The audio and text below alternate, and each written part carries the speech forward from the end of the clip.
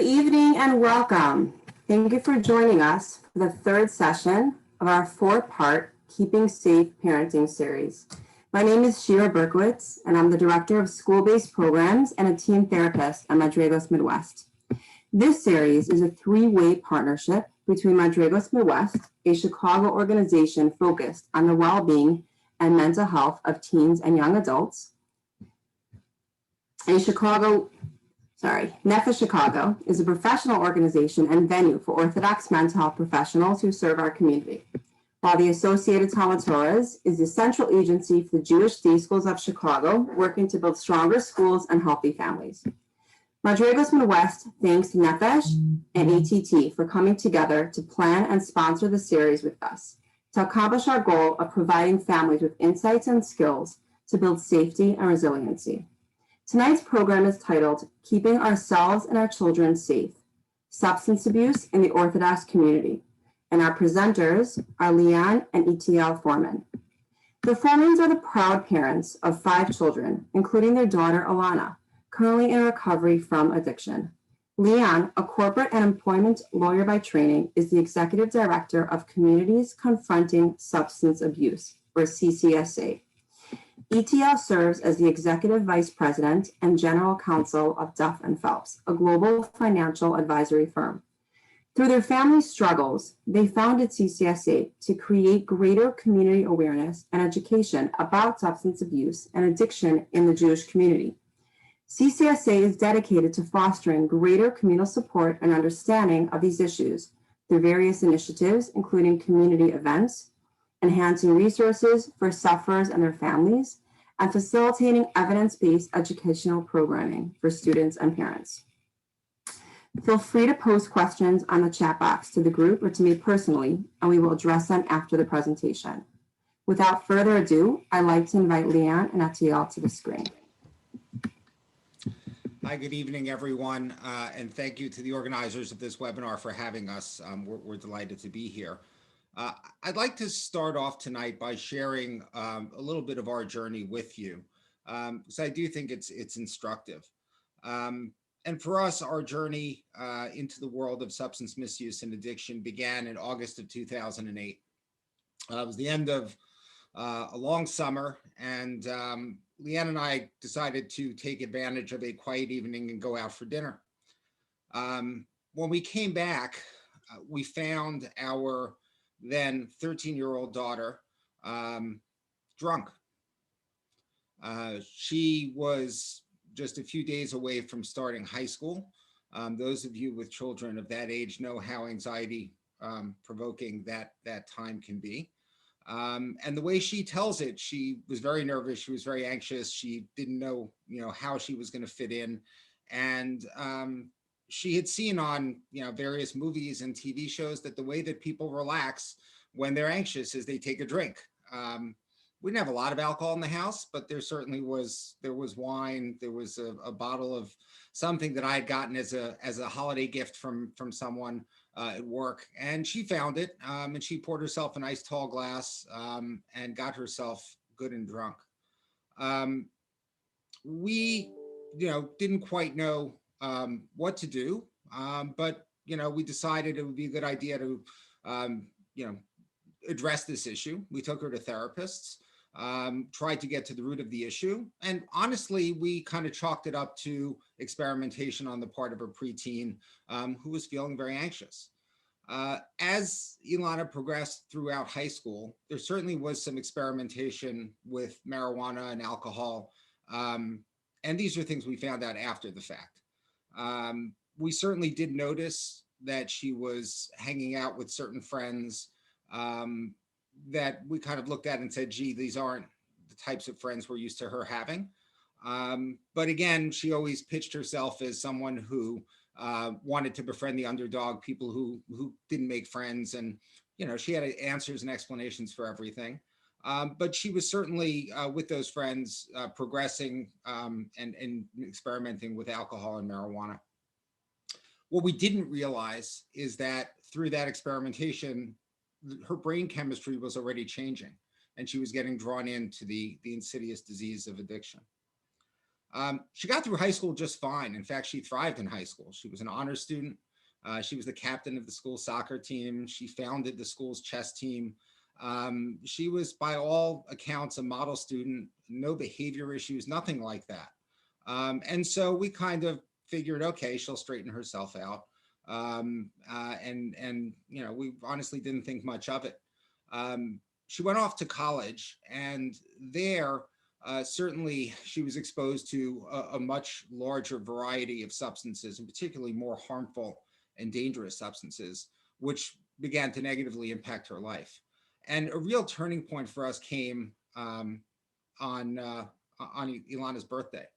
Lianne and I guess there's a lot about going out to eat in this story.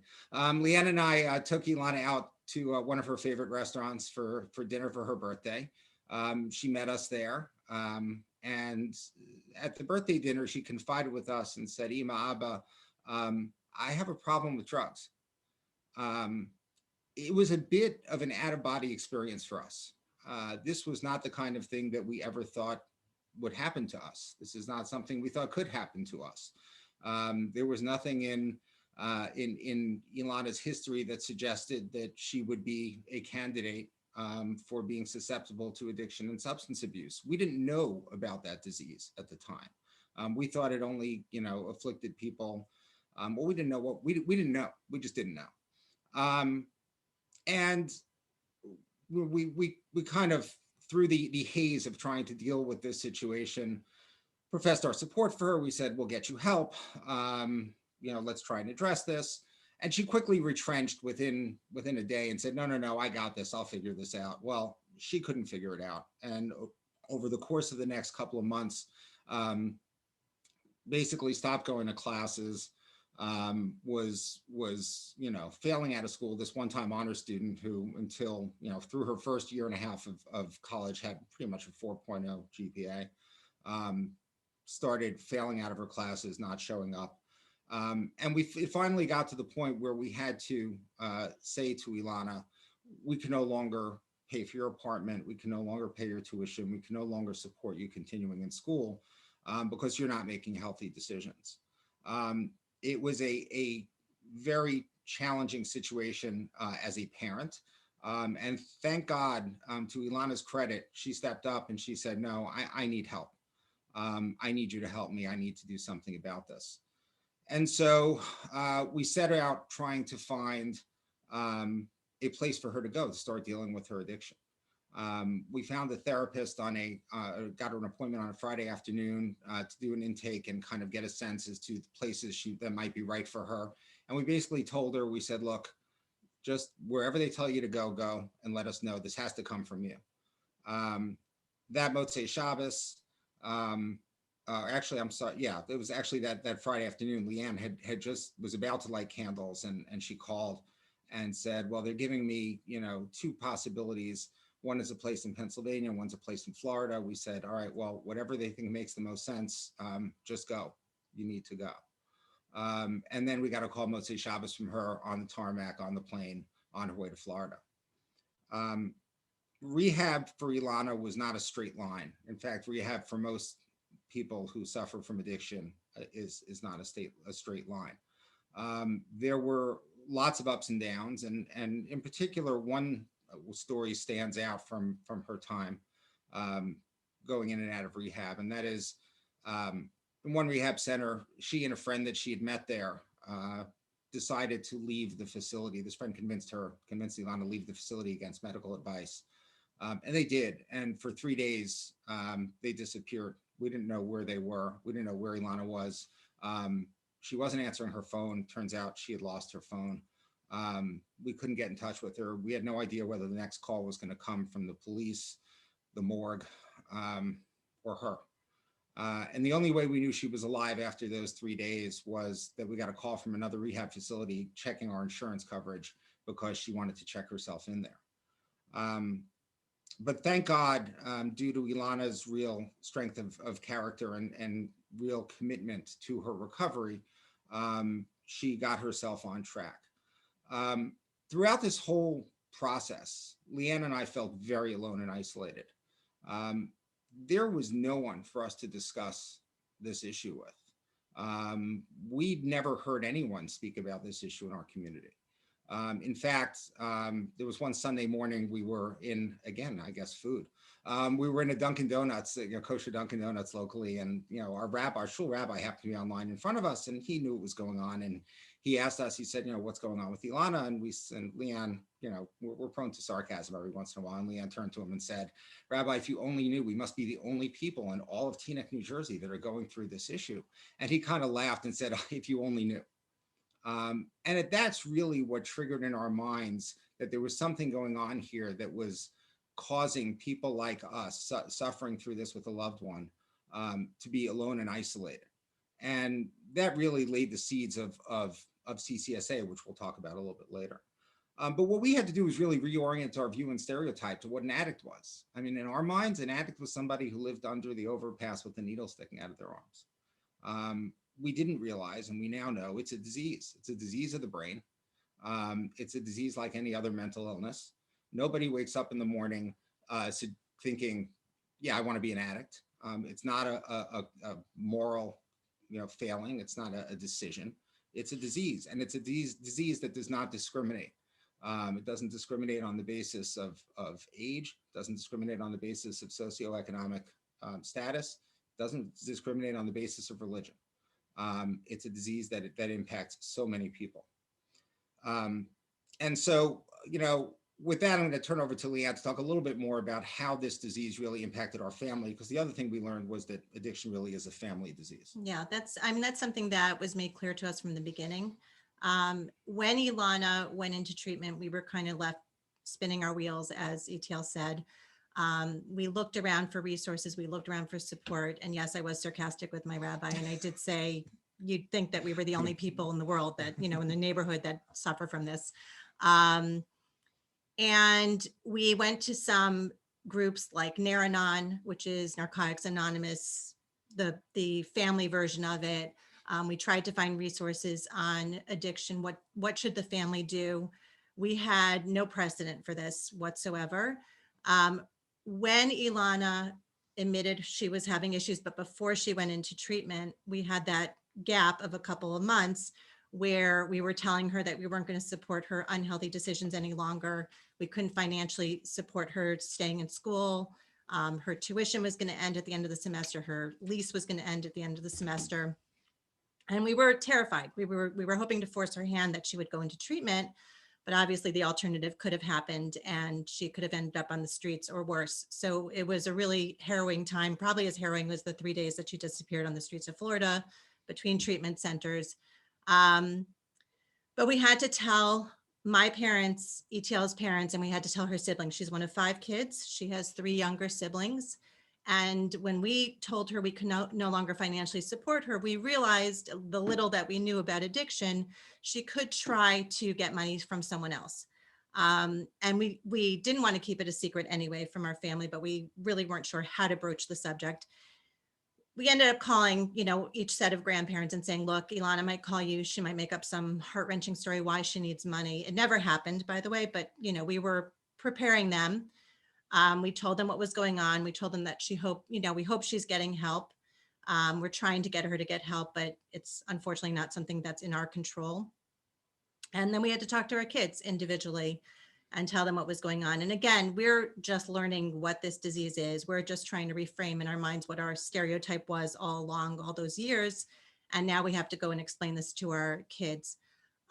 What was very striking, and this sort of came out over time after Ilana went into treatment, when she was in rehab, then she was in sober living, and currently now she's actually 3 years in recovery. So it's been a long journey, but in that rehab time, my kids really felt like they had no one to talk to. And for the same reason that I made my sarcastic comment to my rabbi, I'm sure they felt the same way, that they felt isolated, that nobody really talks about this. Happened to be that my second oldest daughter went on a summer program that year in Israel. God willing, the summer programs will be back again this year, but she went on a summer program and she felt overwhelmed. I think at that time, Ilana was in treatment, and she felt very overwhelmed by the situation, and she was upset. And one of her advisors pulled her aside and said, what's going on? And she wasn't sure she could talk about it. And then she decided, you know what, I can probably say something. My parents are pretty open about this. And it turns out the advisor's brother had just overdosed a month before and alive, survived, but it was very, very hard on that advisor's family. And here's somebody a few years older, also not talking about it, not sharing it. And the two of them shared their experience. But it just went to reinforce exactly what we felt all along, that everybody's sort of suffering alone and not talking about it and ashamed.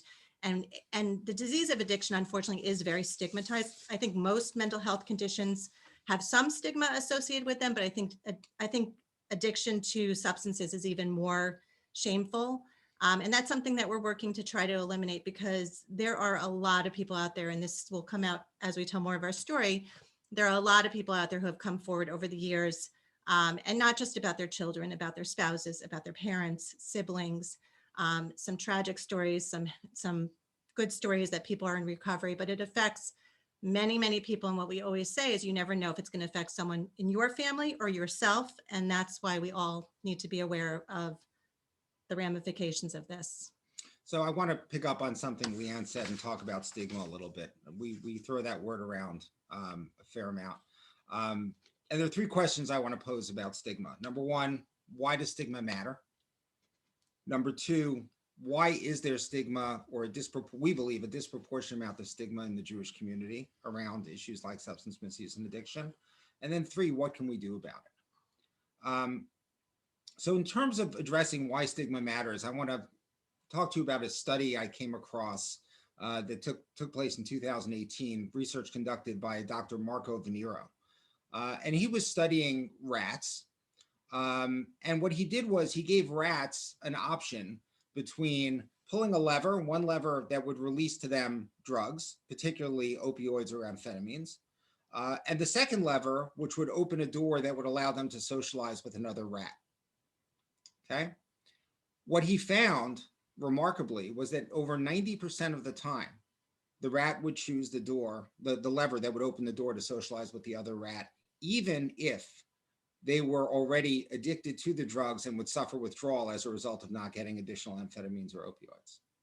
So what this showed us very clearly is that socialization and being part of a social community is something which is so valuable as to be able to impact at least rats' decisions, and all the more so us thinking humans, around drug use. It demonstrates to us that substance misuse and addiction is something which creates isolation on the part of the sufferers. And if we can create appropriate socialization, we can hopefully lead to better outcomes. It also teaches us, in my opinion, that if we proactively provide the type of inclusion and socialization that allows people who are prone to addiction to feel part of a community, perhaps we can avoid them going down that path. And so why stigma matters? Because people feel ashamed when they're stigmatized. They feel isolated. Ilana talks to us and she says, I never spoke to anyone about my substance use in high school. I was scared. I knew I was experimenting. I didn't know where it was going to go. I kind of knew it wasn't healthy for me, but I didn't talk to anyone because I was afraid I'd be labeled as a bad kid. I was afraid that people would look at me and say, oh, you have a moral failing, you have a character flaw. And Ilana was a pleaser. She wanted to be a good kid. And so the environment that, despite it being, our community in so many ways creates wonderful environments for our children, in this situation, the environment was not conducive for her being able to seek out her help because of the stigma associated with substance misuse and addiction. It also causes families to keep the information as a shameful secret. And as a result, the families don't reach out for help. And we've seen that over and over and over again in our work, where families just, they're so afraid of being labeled as a family that has someone in it that is suffering with substance misuse or addiction. They don't get the help they need. So that's why stigma matters. Now, why do we have it in our community? And I would say it's not just disproportionate in the Jewish community, it's really many faith-based communities that suffer from disproportionate stigma associated with substance misuse and addiction. And I think the reason for that is that we look at ourselves and we like to hold ourselves up to a higher standard as a community. And very often in doing that, we engage in what can be referred to as othering. Oh, these are things that happen in other communities.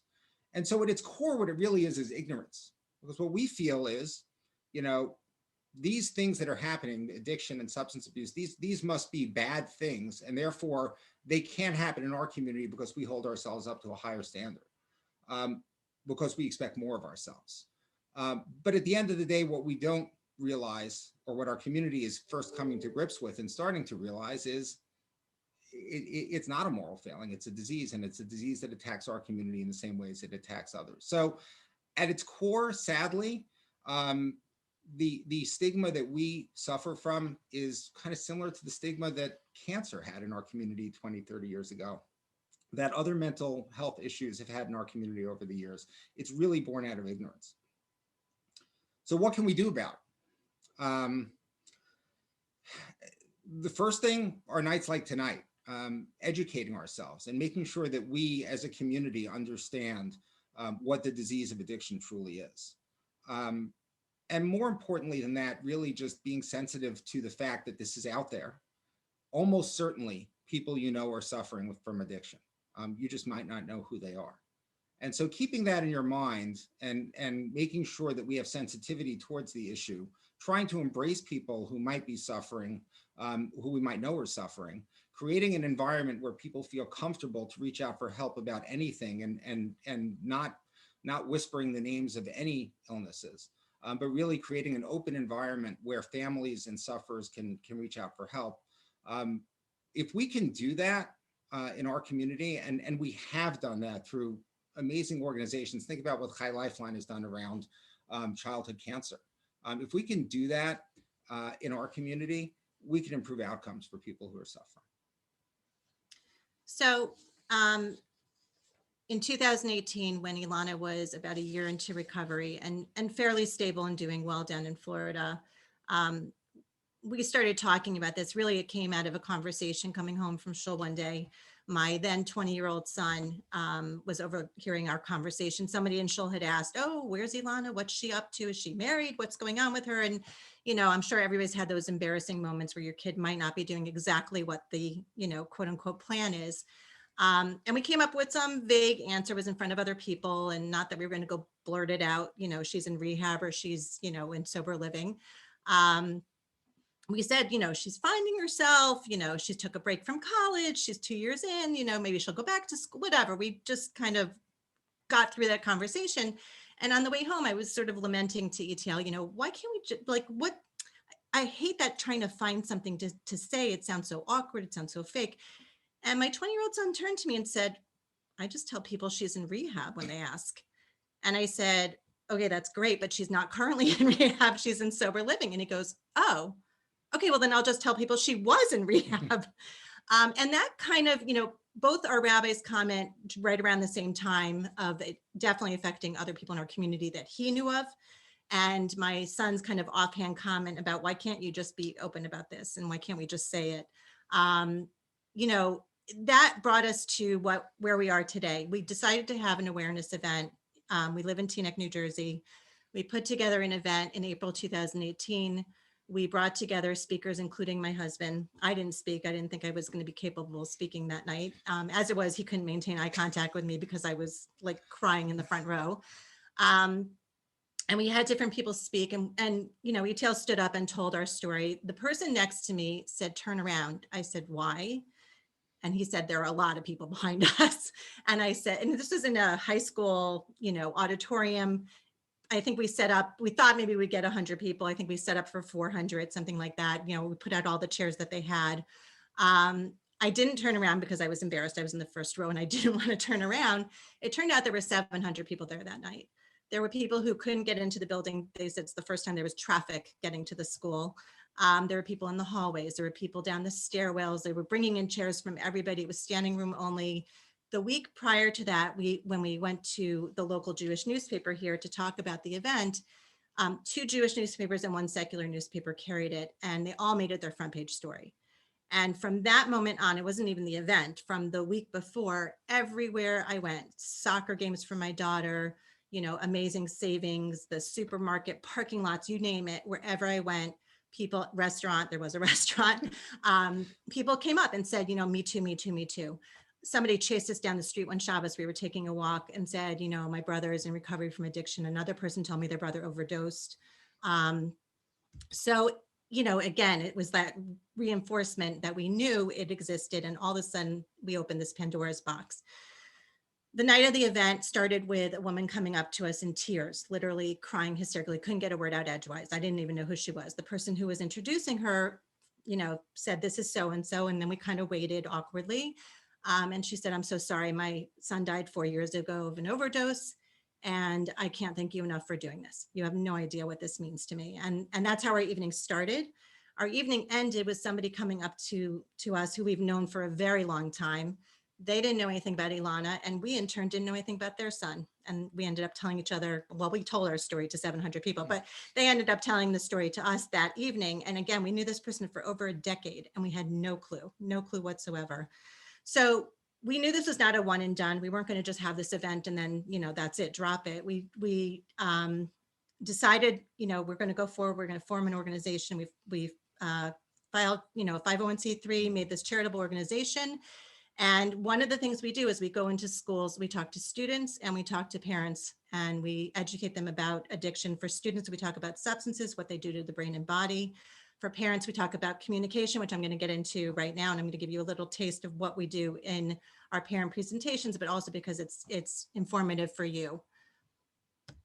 Just while Lianne's pulling up the screen, you know, the organization really has three pillars to it. One is the schoolwork that Lianne talked about. Two, we formed a support group for Love COVID time. And, you know, by our calculation, we've educated thousands of people over the last couple of years around substance misuse and addiction in the Jewish community. But I'll let Lianne take you through a little bit more about addiction and what it's all about. Okay, so in presentations to students and as well as to parents, the students have a presenter who actually is in recovery themselves.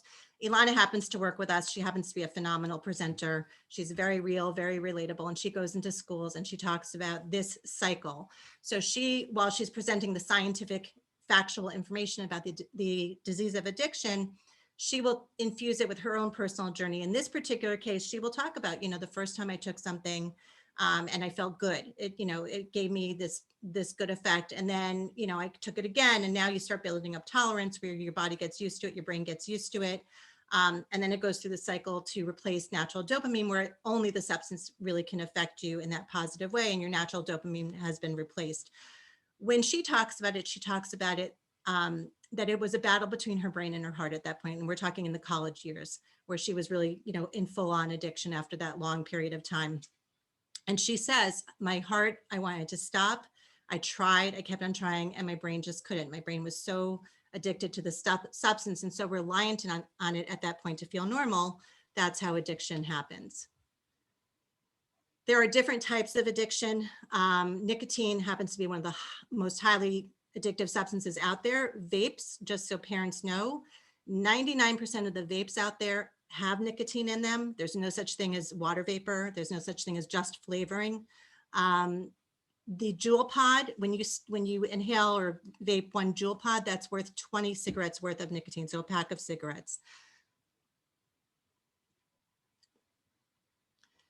What type of substances will your child come across? So we just talked about e-cigarettes. Juul and other e-cigarettes are really marketed to our youth. These are companies that are targeting our youth. They want to make them consumers for life. The weed pen is now the latest and greatest drug trend. It looks like what you see on screen. It looks like a device that could be, you know, anything. I mean, really, it could be a pen. And it's used, you put liquid marijuana in it and you inhale the vapor from the marijuana. It is like anything else going into your lungs that's foreign. It has its own dangers besides the dangers of marijuana itself. The problem with marijuana is that our kids perceive that it's totally harmless, that it's been legalized in some states. In New Jersey, it's just been legalized, unfortunately. And what they don't realize is that it has a very highly not addictive quality in itself, but it's that starting point. It's that point where somebody feels something. And then if they have an addictive personality, if they have a propensity to become chemically addicted, they're going to move on to something else. And I would say most addicts do talk about the fact that they started out with alcohol, marijuana, or both. Alcohol is obviously something that we have in our lives, in our rituals, in our, chagim and all that. So it's something that, we have to just think about how we model that to our children. And prescription medications, we talk about this in schools. We're very careful because a lot of kids are on medications for ADHD. You might get your wisdom teeth out and go on a painkiller. We talk about, just being an advocate for yourself and understanding why you might be on something and why following a doctor's orders is fine, but don't share your medication with other people. Don't give it to friends or anybody else, even if they say they're on that medication. So this is just a couple of facts about, THC, which is the hallucinogenic in marijuana, is much more powerful these days than it was 25 years ago. And then it comes in even more intense forms, which I'm going to get to in a second. E-cigarettes, again, it's not harmless water vapor. It has nickel, tin, lead, stuff from car exhaust, carcinogens, ultrafine particles, formaldehyde, disgusting stuff that we tell the kids, and we show them, a very educational video about what actually is in a vape. Stimulants are something that are misused by teenagers, unfortunately. And like I said, sharing Adderall, Ritalin, stimulants like that, that's a very common practice, unfortunately, and something we just have to, as parents, watch out for and talk to our kids, make sure they're not sharing their medication. And binge drinking, alcohol. Alcohol is a huge problem amongst our community, and in particular. Not just binge drinking, but alcohol in general is something that is used a lot. It's something that teens use, but we struggle with it just like any other community.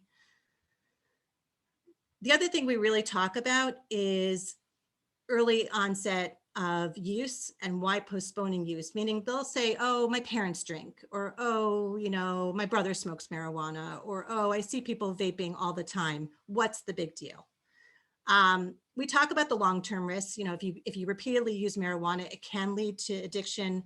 It also has, it can lead to psychosis, memory problems. These are cognitive impairment that is not reversible. We talk about drinking before the age of 15, raising the level of your risk of alcohol dependence or alcoholism. Teens who vape are 4 times more likely to move on to traditional cigarettes, and people who start marijuana before they're 18, they're more likely to become addicted to something else. So, we talk about the short-term effects of substances, but we also talk about the long-term effects and having kids not go into substances and delay hopefully their first use of it once they're exposed to it. These are just 2 trends with marijuana. Dabbing, just something parents should know. It looks like honey or butter or wax. It's a THC concentrate. Normal levels of THC, I think, are about 20 or 30%. This can go up to 80% THC content. So it's a very, very intense amount of THC, which can be dangerous. You can't really overdose and die on marijuana, but you can overdose in the sense that you can have a psychotic episode, or you can be extremely impaired, where unfortunately, if our kids have licenses, they might get behind the wheel. Edibles also have its own danger because you're ingesting the THC instead of smoking it or inhaling it, or injecting it in some cases.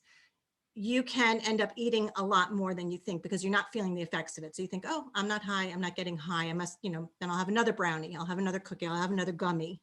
And it does come in those forms, by the way, also lollipops, other things that look harmless that are not harmless. Just very quickly, I don't want to bore you with a lot of facts, but these are studies done of 8th, 10th, and 12th graders. Scarily, there are a lot of 8th graders out there that vape. There are a lot of children, and I'm going to call them children even if they're 12th graders, that are vaping marijuana, and that is on the rise. It is a practice that has become much more popular over the last year or so. And again, it has the inherent dangers that I talked about before. So until COVID hit, binge drinking and past year alcohol use amongst 8th, 10th, and 12th graders was actually on a decline. It actually had started out higher from 2010, 2015. And unfortunately, it's just kind of tapered off in 2020, and probably it's increasing in 2021, just based on the trends that we're seeing. Okay, so this is, not a comprehensive list. It's a good list, but it's not a totally comprehensive list of what you should be looking for. But you have to use your intuition as a parent. You really have to go with your gut. If your child has suddenly withdrawn, they're usually outgoing, or if they have mood swings, or if they are lying in bed, or they're bubbly and they're usually kind of quiet, if they change their friends, if they're not taking care of their hygiene anymore, if they have physical changes, they've lost weight, nosebleeds, things like that, loss of interest in work, they sneak around, they seem to be hiding things, their eyes look red. Um, there are lots and lots of behavioral and personality changes that could be something else. It could be, unfortunately, it could be a mental health issue, or it could be just, typical teenage behavior. This is not to alarm people. It's just something to keep in mind, that if you see some of this, and I'm not saying every single one, you're not going to check every box, but if you see some of this and your gut kind of questions, wait a second, what's going on here? It might be worth thinking that maybe your child is dabbling in substances. Okay, in terms of contributing factors, and I'm not a clinician, I'm a lawyer. So, or I was a lawyer until I started doing CCSA full time. But, the preponderance of evidence talks about peer pressure, wanting to fit in. I would think that was one of Ilana's reasons for trying substances, was not so much peer pressure, that she wasn't pressured by peers, but she was anxious about fitting in. She felt like she wasn't going to fit in high school. She felt like she wasn't pretty enough. She wasn't this, she wasn't that. So she was had very, very little self-confidence going into high school. That made her very anxious. And of course, she picked a very unhealthy coping mechanism to try to relieve that anxiety, which is why we jumped on that right away. Trauma, it could be real trauma, like, sexual abuse or some kind of violence, or a divorce can be traumatic for a child. There are lots of ways that trauma can be defined, and it's sort of a spectrum of things. Mental health issues, if you have depression, anxiety, low self-esteem, you have more of a likelihood that you're going to turn to substances as self-medication. And then prescription drugs, which again, we talked about before, you fall off your bike, you hurt your knee, you go to the doctor. Opioids are not as common a problem as they used to be because of the heroin epidemic.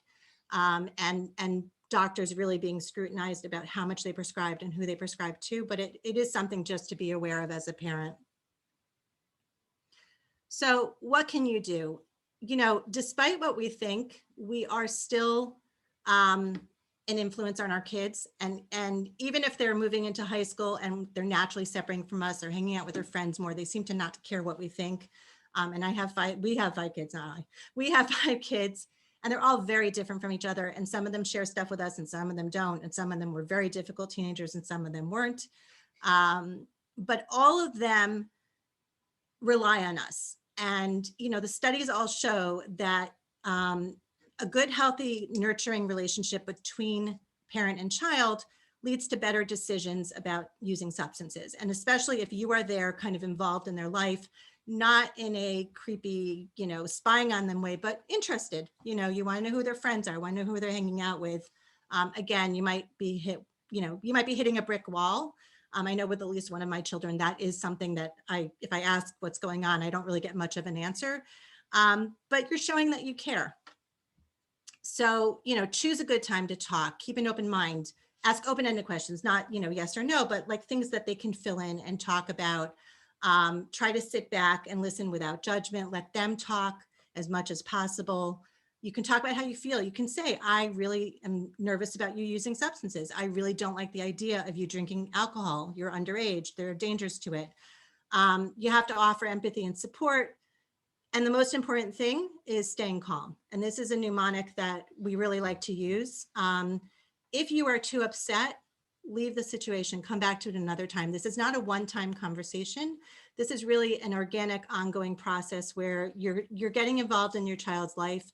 And for those of you, I don't know what ages we're dealing with here, but for those of you who have young children, it's never too young to start talking to them, because you want to actually catch them before they're exposed, hopefully, to substances. But even if they've already faced, being exposed to it, you want to get involved and you want to be the trusted source of information. So instead of, the Juul company being a reliable source of information, which is really owned a lot in part by Philip Morris, who used to have tobacco as their main product and now has has Jewel, um, you know, you don't want your child misled. You don't want them to get misinformation about marijuana, especially that it's, you know, it's this perception that it's harmless is inaccurate. You want to be able to tell them, you know, and if you don't know the answer to a question, just say, I don't know, and I'll get back to you. But you definitely want to be equipped with the facts, and that's why we're talking a lot about facts tonight. So with that, I am going to stop my screen share and turn it back to Etiel. So I just a couple of comments I want to make, and I do want to make sure we leave time for questions, and I'll make a plug for asking questions so you can think of them now. Please do ask, and nothing is off limits. Please don't be afraid of crossing any boundaries. We are an open book, and again, we've made this decision to be very open about our family's journey in the hopes that we can help others. So, you know, I really do encourage people to ask questions when it's time to do so. But a couple of just comments. By the way, that was just taught to you by the woman who was afraid she couldn't speak 2 years ago publicly. So she's come a long way. Thank you. You know, I just want to reiterate one point I made earlier about addiction not discriminating on the basis of any factors. Over the last couple of years, we have gotten outreach from every, and I mean every segment of the Jewish community, from, you know, intermarried secular Jews to Hasidim and everything in between. And shockingly, this might be one of the few things that all the communities have in common, and that is that addiction impacts them. It's not a lot we have in common. That's one thing we do have in common. Different communities are more or less open about things. But make no mistake, I can tell you from personal firsthand experience in talking to people in these communities, every community, every school, no matter where on the spectrum it is, has an issue. And frankly, anyone who tells you they don't is lying. It's just a fact. So I want to make that point because I think it's really important to highlight that point. And you know, that kind of leads me into just a little bit more about what we've been doing about CCSA and why we're in existence and why we do these types of presentations. You know, our perspective on what we do here is that we never want another family to suffer the way that we suffered in isolation. And so our goal, our mission is to eliminate stigma. We do that, again, I mentioned it briefly before, in 3 ways. We have a support group for loved ones. To the extent that people know of anyone who would benefit from that support group, please reach out to us. One of the wonderful benefits of COVID is that we are on Zoom now. So whereas we had a well-attended local support group, we now have an even better attended virtual support group. And frankly, even post-COVID, we're going to keep it going virtually because we have people from all over the country joining us now.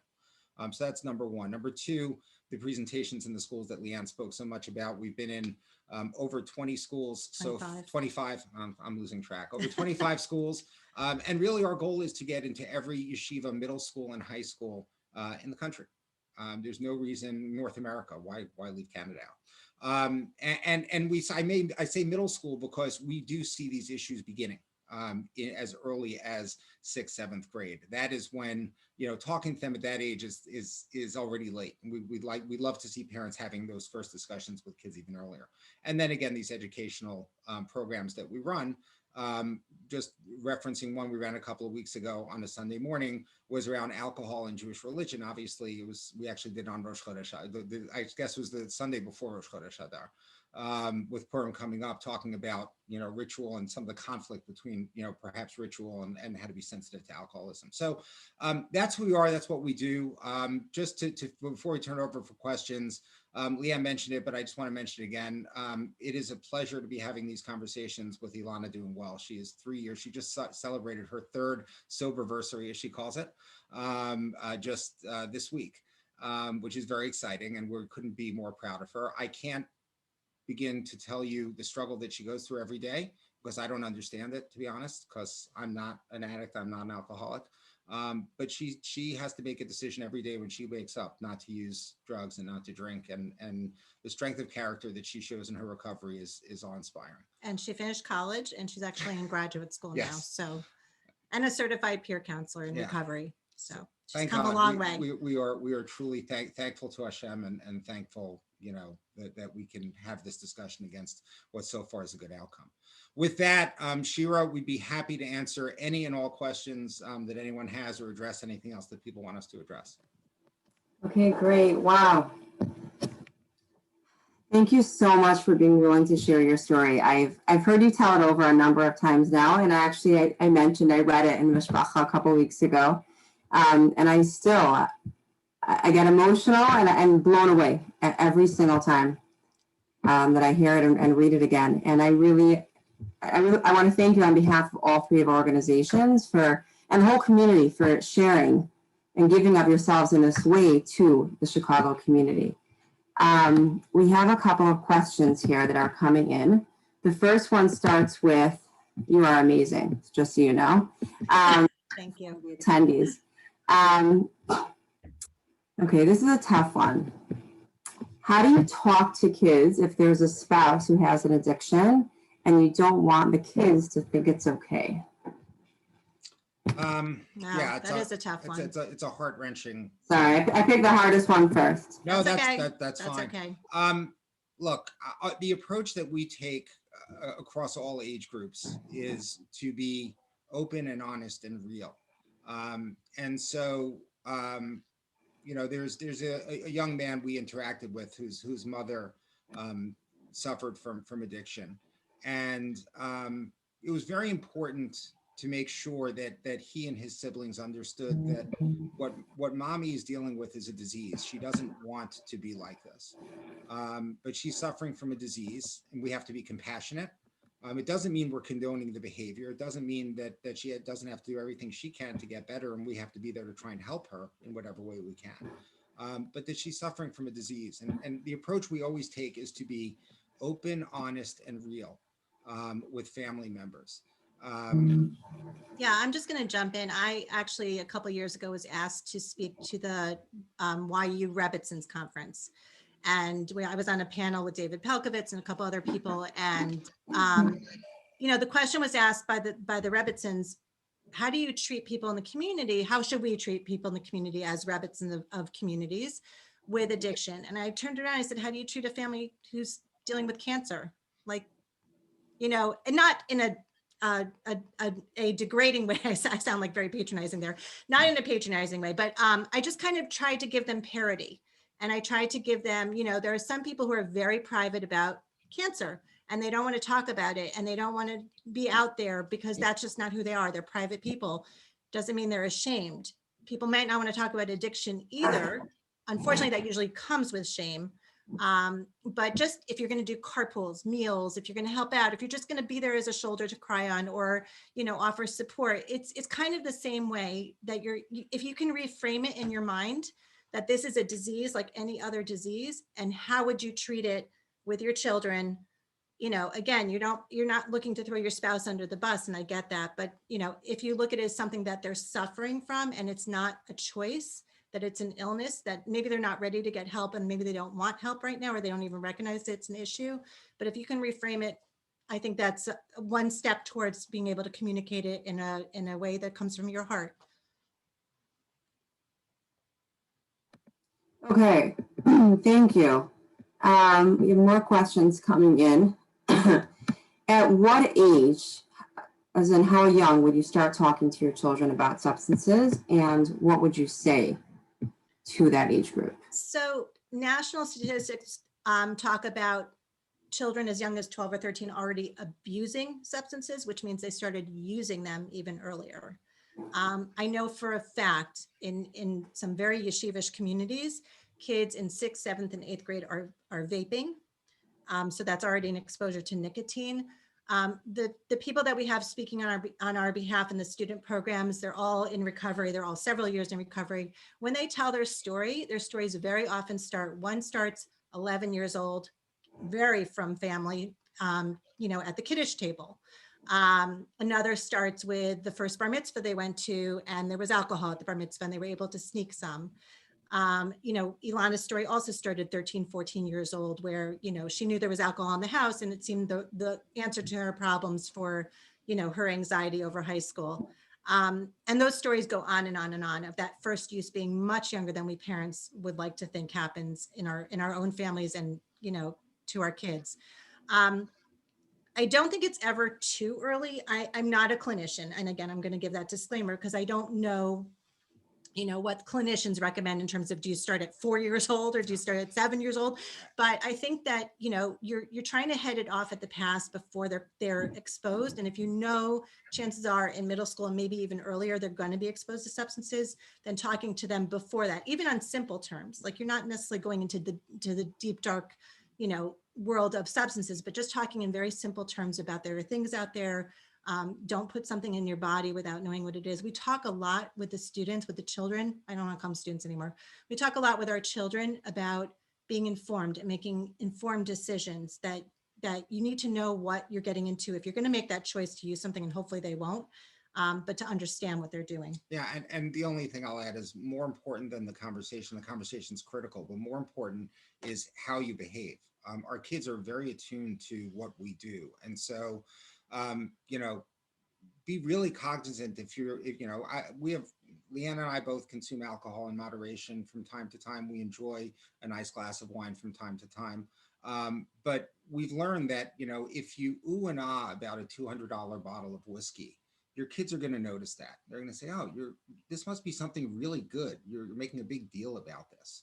And so how you treat alcohol, you know, in your life in front of them, and how you model that behavior is going to be almost as, or more important, I would argue, than those conversations, because they're going to pick up on that. So don't lose sight of that piece of it as well. Thank you. Okay, another one. I think this one might be a little bit charged. And people can really debate this one, but okay. What's your opinion? Is it better to get alcohol out of our shoals or keep it there to start a conversation about safety? Oh, that is a It's a controversial. great time. Look, This question. it's a great question, and I'm not sure there's a right answer. You know, we attended a local rabbi here, Rabbi Larry Rothwax, who's one of my heroes.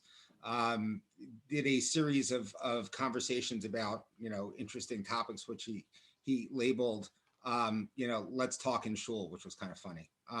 You know, having these conversations, and one of them was about alcohol in shuls, and should shuls be dry.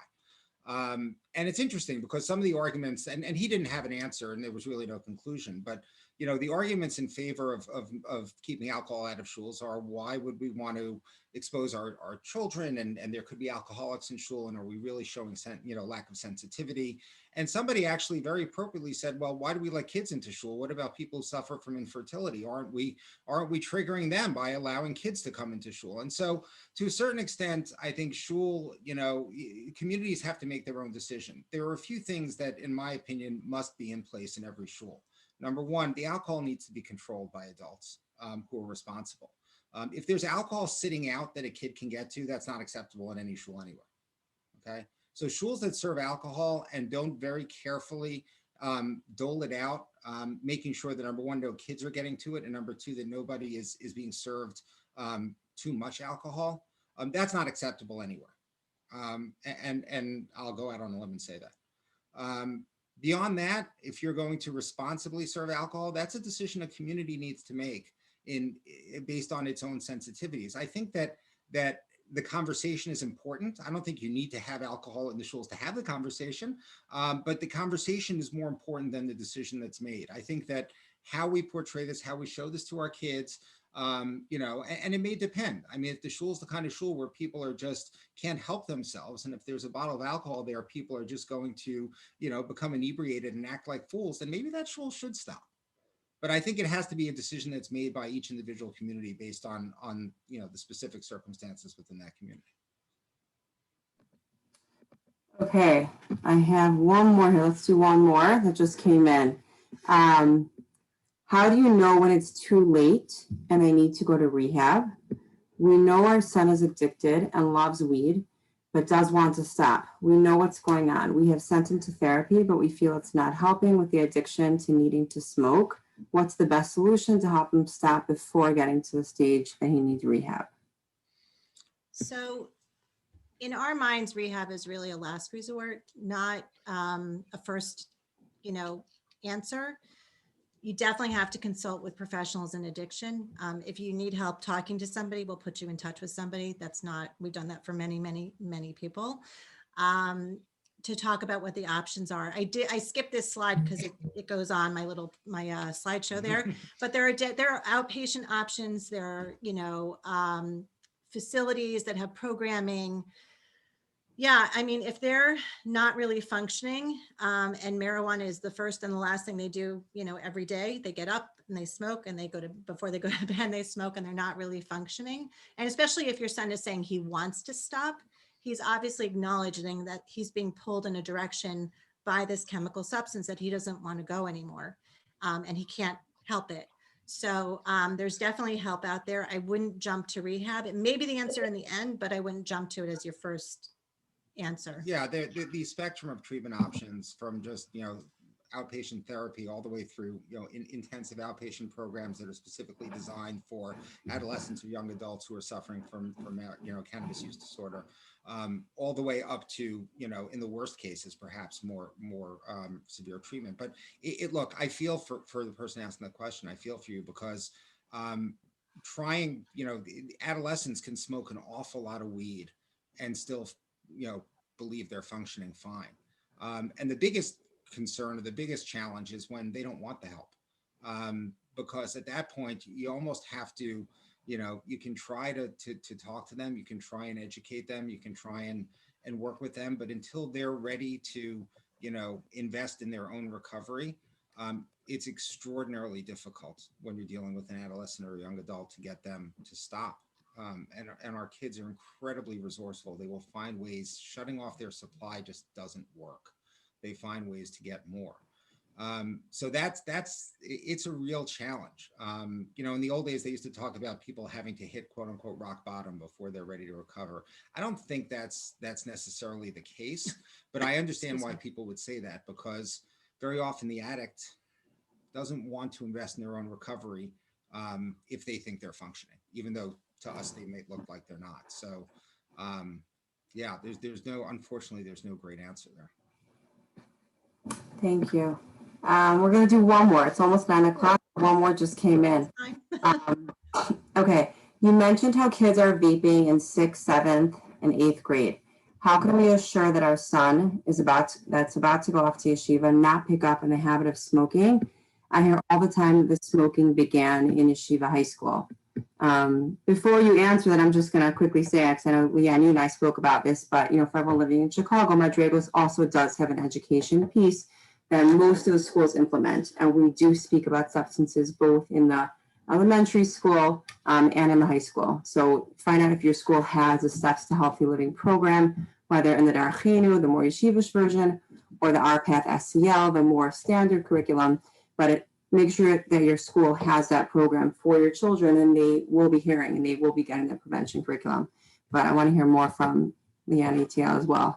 Yeah, I mean, you hit on the most important piece of this, which is educate them. When we talk to children, we don't talk down to them. We don't tell them drugs are bad, because you know what? The first time they try a drug and it feels good, they're like, oh, those adults were just lying to me. Drugs are good. And so we never talk down to them. We always want to talk to them in a relatable way. We want to educate them. We want to say, yeah, you're going to be faced with a choice. At some point, every one of our children, now it's interesting, if you have a teenage child and you feel like playing this game, go home and ask them, say, if you wanted to go buy marijuana, would you know where to buy it? The answer may be yes or no. If the answer is no, follow it up with, would you know who to ask about where to buy it? And the answer to that question is almost always yes.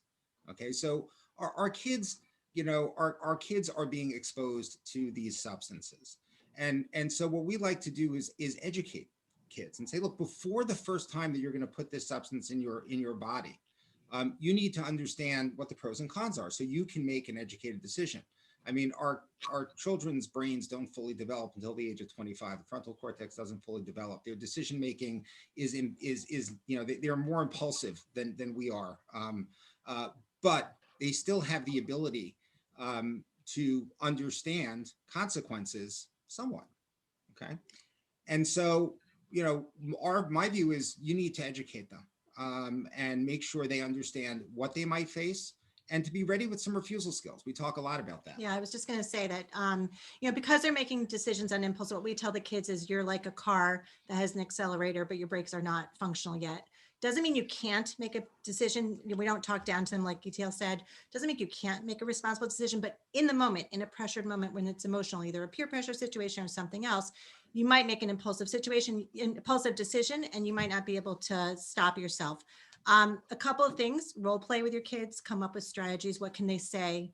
It sounds stupid to some people, but if you plan ahead, when they're in that situation, they might recall, like, oh yeah, we talked about this. Like, my mom will kill me. My mom drug tests me. You know, I have to babysit tonight, whatever it is to get out I'm of on it. antibiotics. It might not mix well. I better not. Yeah. And the other thing you can do is set up a code word to get out of a situation. So tell your kids, if they need to get out of a situation, to text you. You know, they don't want to go home with somebody who's been drinking or drugging. They themselves are at a party. They didn't realize substances were going to be there. They've been exposed to it. And, you know, set up some kind of system where you can extract them from a difficult situation. Okay, thank you so much. We have members from the audience who definitely want to be in touch with you. They want to know what age schools you speak to. They want to know how to reach you, bring you to their school. So if you want to put your information in the chat box, sure, be great. You know, I can tell the community that Lianne and Etiel and I have been speaking, and we're planning on bringing them to some of our Chicago schools in the near future. We're really excited about that. And with that, we're going to wrap up. I really want to thank Lianne and Etiel again very much for giving us this presentation. This was really fantastic. And I want to thank everyone for joining us this evening. We hope to see you this coming Motzei Shabbos for the last of the 4 of our series this Saturday night for Keeping Our Community Safe, panels on Purim Party Peril, featuring Rabbi Reuven Gross, Tzvi Mantros, and DJ Shabbat. Thank you so much and have a good night. Thank you so much. good night. Thank you for having us.